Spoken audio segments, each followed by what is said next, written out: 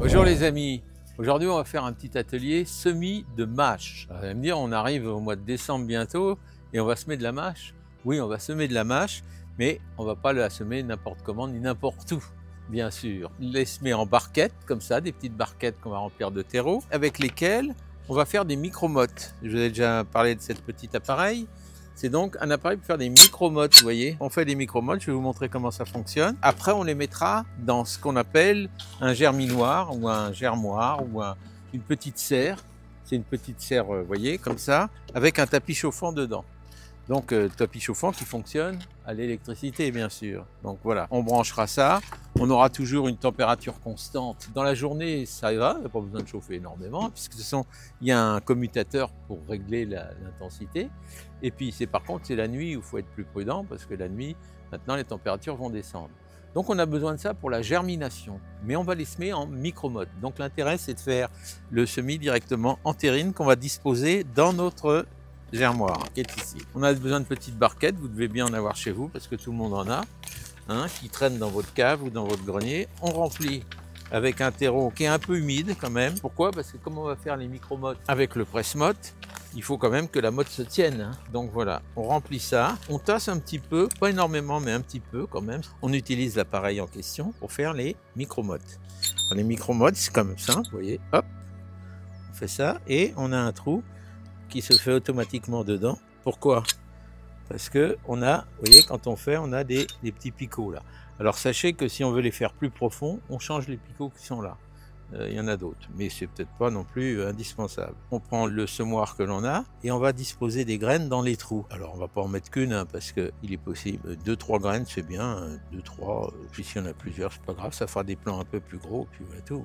Après, une fois qu'on a terminé, on remet un tout petit peu de terre, pas beaucoup, mais juste assez sur les trous pour voir ce que ça va donner. Voilà, c'est fait, vous voyez. Donc ici, terminé. Après, on va disposer ça dans notre germoir, vous voyez. Donc on a ça, on va les disposer tranquillement. Là, on a le tapis chauffant qui va maintenir la température par le fond et les graines vont pouvoir lever. Et quand elles seront levées, d'ici un mois, on choisira une journée où il gèle pas quand même, où la terre est pas gelée, et on les repiquera directement en place. Un mois, peut-être un mois et demi, hein. Et après, on aura de la mâche à consommer tout l'hiver. Donc on va faire d'autres barquettes, mais il est possible qu'on n'ait pas des fonds pleins comme celles qu'on vient de faire. On avait des fonds pleins. Alors, si on a des fonds ajourés comme ça va être compliqué pour que le terreau tienne bien dedans. Soit vous avez quelque chose à mettre au fond pour éviter que le terreau ne parte, hein, qui reste bien dedans. Soit vous avez du collant. Là, j'ai un collant qui est assez costaud.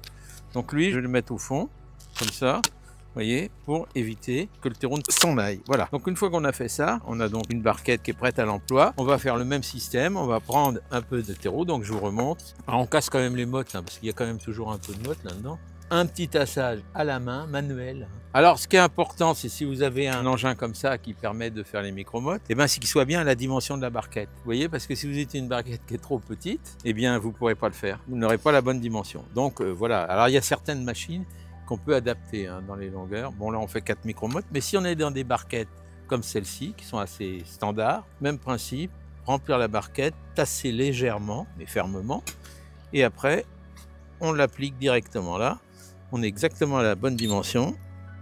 On fait nos barquettes et nos micro-mottes. Voilà.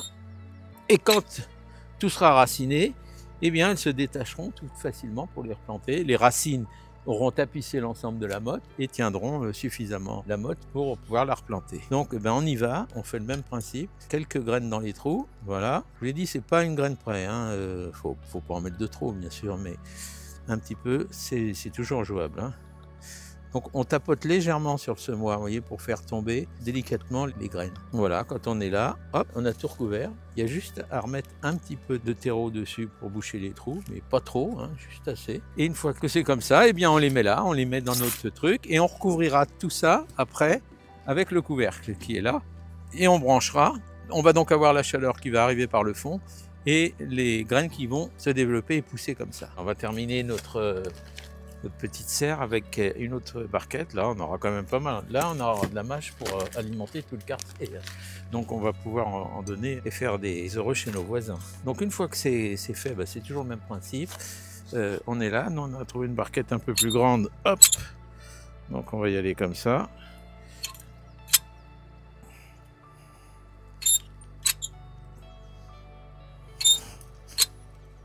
Voilà, même principe, avant.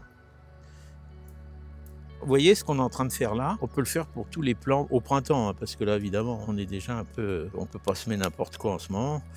Mais pour tous les plantes de printemps qu'on va semer, tous les plantes annuelles, eh bien on peut faire comme ça. On a nos micro-modes de toute près. Après, on n'a plus qu'à les repiquer dans nos jardinières. Et puis voilà, on a nos plants de fleurs qui sont faits pour... Donc il faut juste de la graine. Si c'est de la graine que vous avez récoltée vous-même, ben, ça ne vous coûtera rien du tout. Si c'est de la graine que vous avez achetée, bon, ça ne coûtera pas trop cher non plus, hein. Voilà, donc le couvercle étant là, je vais pouvoir, après avoir arrosé bien sûr, je vais arroser et je vais recouvrir avec le couvercle. Et là, je vais fermer, parce que vous voyez, il y a des entrées d'air. Au début, ce sera donc à l'étouffer. Mais après, quand on va commencer à voir les graines germer, on va pouvoir, là, cette fois, rouvrir pour permettre à l'air de circuler. Alors, soyez pas étonnés s'il y a de la condensation sur le couvercle, c'est tout à fait normal au début, hein. Donc, on aura ça. Après, il ne reste plus qu'à le brancher dans la prise, dans un endroit où il y a quand même de la lumière. Ça peut être, même à l'extérieur, c'est pas du tout gênant, mais il faut avoir une arrivée de courant quand même, hein. Donc voilà, on branche et après, il n'y a plus qu'à attendre. Voilà mes amis, donc comment on peut se faire son plan de salade pour l'hiver. Il est encore temps de le faire, mais ça commence à être un peu tard quand même, mais c'est encore temps. Alors là, vous savez qu'on est à la Sainte-Catherine et que c'est aujourd'hui justement. Et qu'aujourd'hui, c'est le temps de planter, vraiment de s'occuper des végétaux d'extérieur. D'ailleurs, vous allez voir, on a notre ami Yannick qui est là en train de couper toute la rocaille qui est devant. Et vous voyez, il est en train de tout tailler. Voilà, il est là, il est appliqué, il est sérieux. C'est un jardinier hors pair. Et regardez le faire, il fait tout à l'ancienne. Alors Yannick, tout au sécateur, tout à la cisaille, rien à l'électricité. C'est comme ça, il est comme ça. C'est ça Yannick? Parce que j'ai appris comme ça où j'étais avant. Bien, bien, non mais c'est parfait, ça fait des coupes nettes, franches. Parce qu'à l'électricité, on bousille un peu quand même, hein. Bon, donc voilà, donc c'était ce que je voulais vous dire aujourd'hui. Pour conclure, je vais quand même vous donner l'adresse où vous pouvez vous procurer cette petite serre germoire. Donc la marque, il y en a d'autres, hein. Je ne fais pas de publicité pour personne, je vous parle de celle que j'ai. C'est donc une Roth It, Garden Design. .fr, ça c'est le site, hein. Si vous voulez savoir où on peut avoir les presse-mottes, là vous pouvez en trouver dans différents supports. Il en existe en plastique, des individuels et tout. Celui-là il est en inox parce que vous comprenez qu'avec l'humidité, il ne faut quand même pas que ça rouille rapidement. En plastique ça existe aussi. Donc le presse-motte il vient de chez La Bonne Graine. Là aussi, il y a un site, vous pourrez trouver facilement. La Bonne Graine, c'est plutôt des spécialistes de la graine, mais ils commercialisent aussi ce genre d'appareil. Alors, vous pouvez le trouver aussi dans des jardineries. Je ne dis pas qu'il n'y a que là, hein. Je vous dis que moi, voilà où j'ai eu ces appareils-là, c'est tout. En attendant, eh ben voilà, c'est fait, c'est dit. À vous de jouer, bon courage.